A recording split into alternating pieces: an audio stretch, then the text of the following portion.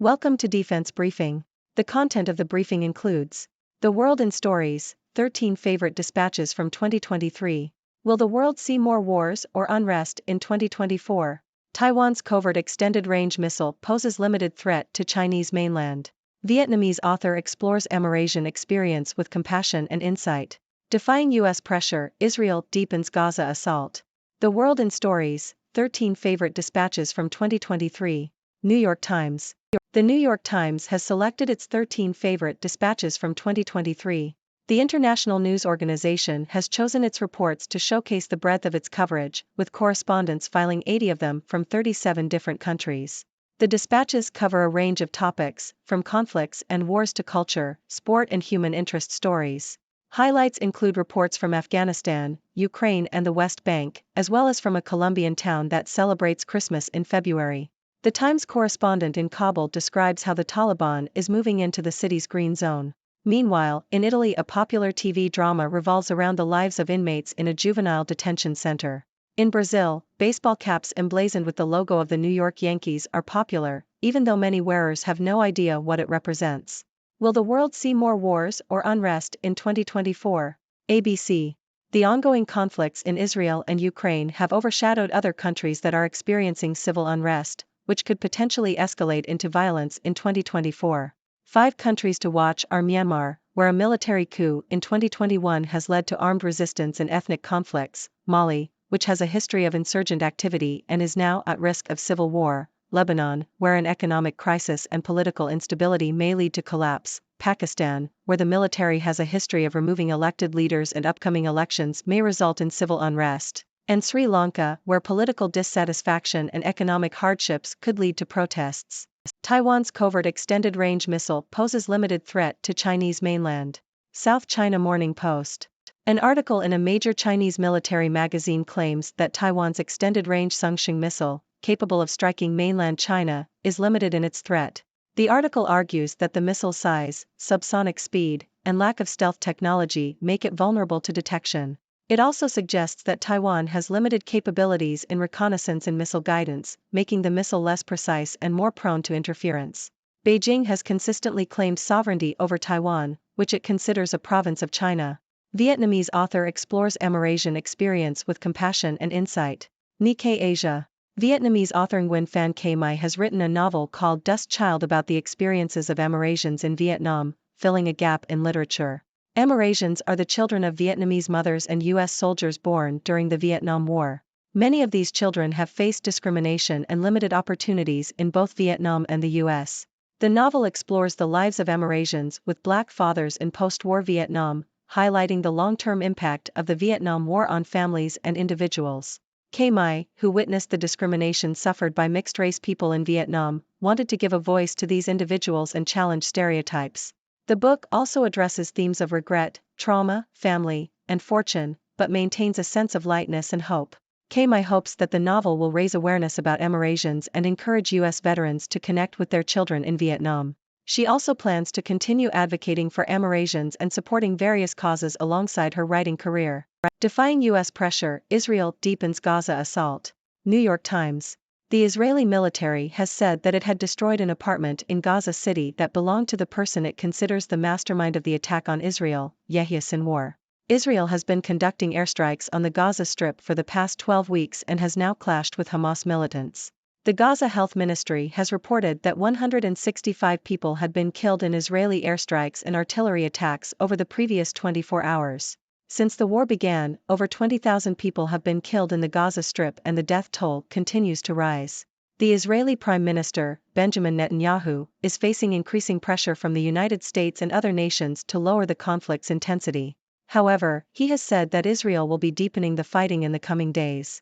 The Biden administration said that it was bypassing Congress for the second time since the war started to sell weapons to Israel.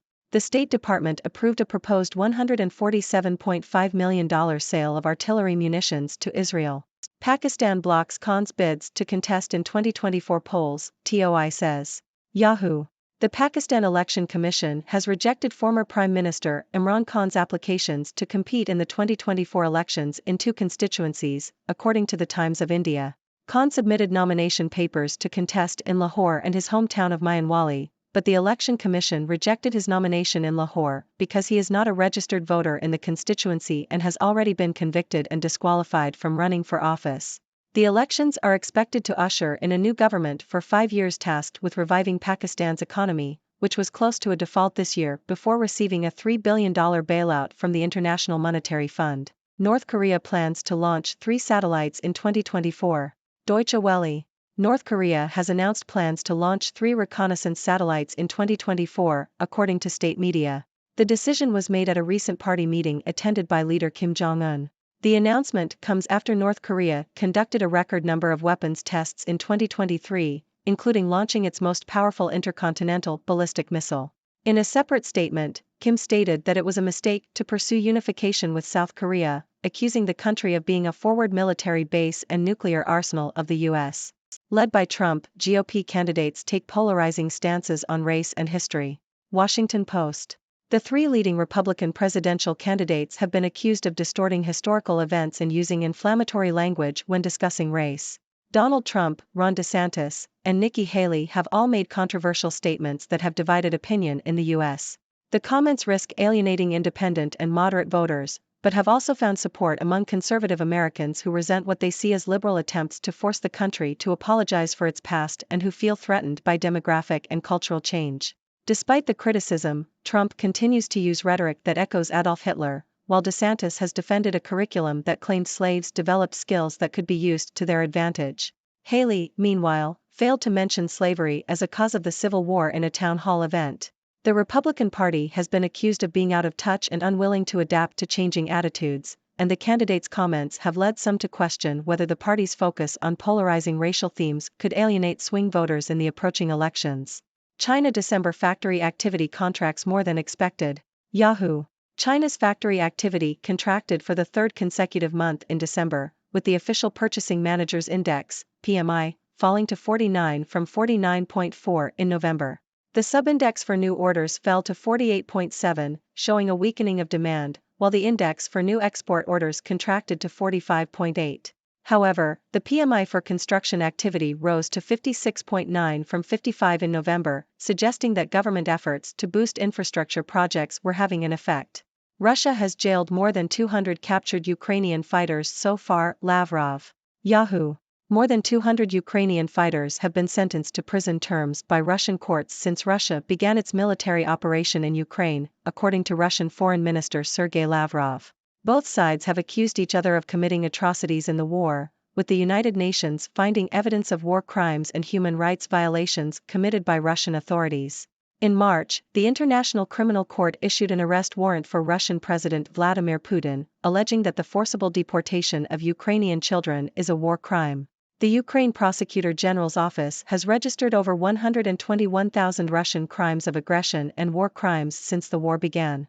And that's a wrap on today's news from around the world. We covered a range of topics, from conflicts and political tensions to cultural stories and literary achievements. In terms of conflicts and unrest, we discussed the ongoing situations in Israel, Ukraine, and several other countries that could potentially escalate into violence in the coming year. It's always important to keep an eye on these regions and hope for peaceful resolutions.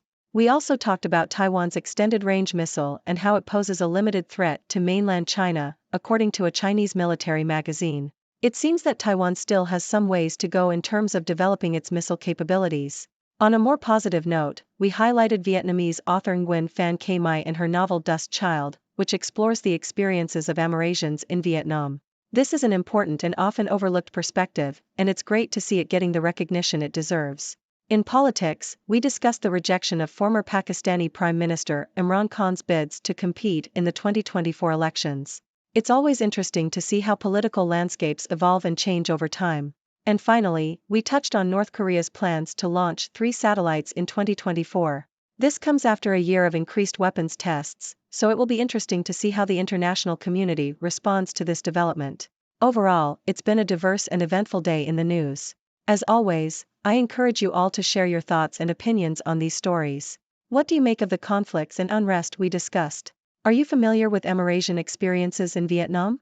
And how do you feel about the GOP candidates' stances on race and history? I look forward to hearing your thoughts. Thank you for tuning in. The content above showcases the latest briefing reports and analytical synopses, thoughtfully curated by the 6Do team. These insights stem from a wide array of reputable media outlets, think tanks, government sources, and specialized experts worldwide. We encourage you to explore these sources for a comprehensive perspective. Keep in mind that while the content may not always align with the official standpoint of 6Do Brief, it's not meant to be taken as absolute directives for decision-making. Comprising seasoned media professionals, learned scholars, and accomplished scientists, the 6Do team embodies a trailblazing, fully independent media entity. To customize 6Do Brief to meet your professional needs, you have the option to subscribe to a diverse array of briefings on our website, 6dobrief.com. Regardless of your location, you can conveniently receive 6Do Brief via email.